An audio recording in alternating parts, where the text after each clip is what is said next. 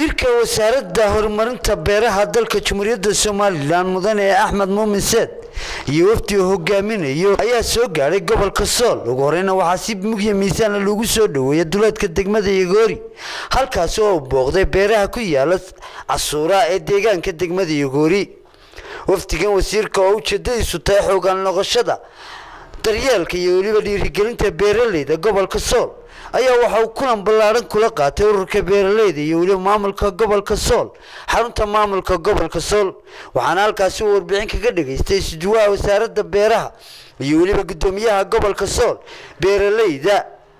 waxa kale oo wasiirku ku wareejiyay qadar lacag oo loogu talagalay beeraleyda gobolka Sool anagoo ku hadlaya magaca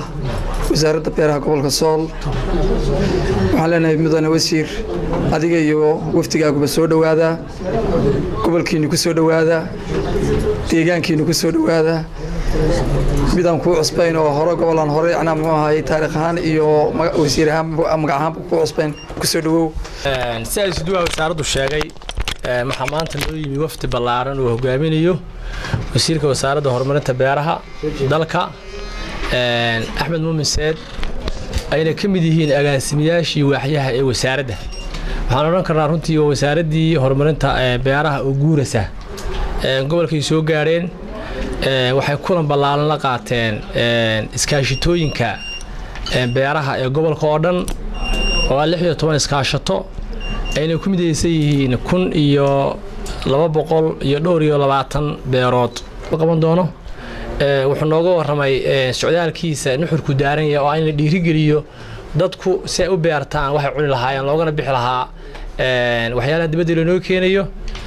xukuumadda cusub ee guddoonka yahay mudane Muuse Biixi Cabdina saarada socotaan miisaaniyadda dawladda ee 2018 boqolkiiba 430 inka badan waxa lagu talagalay in lagu waxeeyo mataqaan horumarinta dalka ay beeru kamid yihiin runtii waxaan ka rajayn doonaa wasiirka iyo wasaaraddiisa waxqabad fara badan wuxuu kaloo maanta halkan ugu guddoonsiin doonaa insha Allah taala hadii la yiraahdo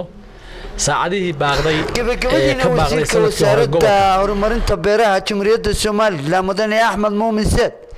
ayaa uga mahadceliyay maamulka gobolka Sool iyo waliba ururada horumarinta beeraleyda ee gobolka Sool ka dhisan iyo degmooyinkiisaba sida mugale ay u soo dhaweeyeen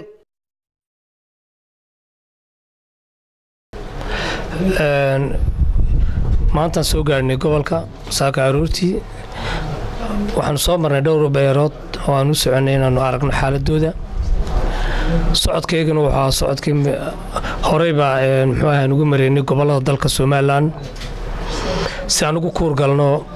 xaaladda ay ku sugan yihiin dadka beeraleyda oo laba qaybooda beeraha beerbiyoodka ee soo saara khudaarta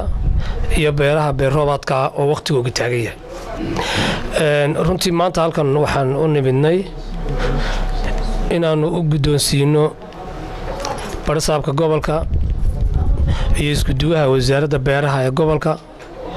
iyo shaqaalaha wasaaradda beeraha gobolka oo ay kuna la shaqeyn doonaba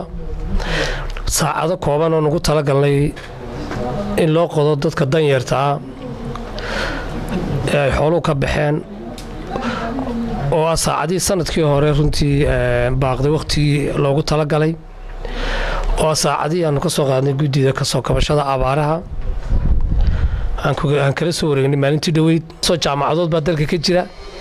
jaamacada inta la dalka ka jira marka jaynimadu jaamacada ka soo baxaan dhammaan hadana waxa weeyaan shaqo loo baahay wadankiina warshad qura wax soo saaray ma taalo marka runtii waxaan ganacsatada gobolka Sool ku dhiirigelinayaa inay la yimaadaan in dadkooda iska taagaan in warshadaha wax soo saarka ka helaan la saanood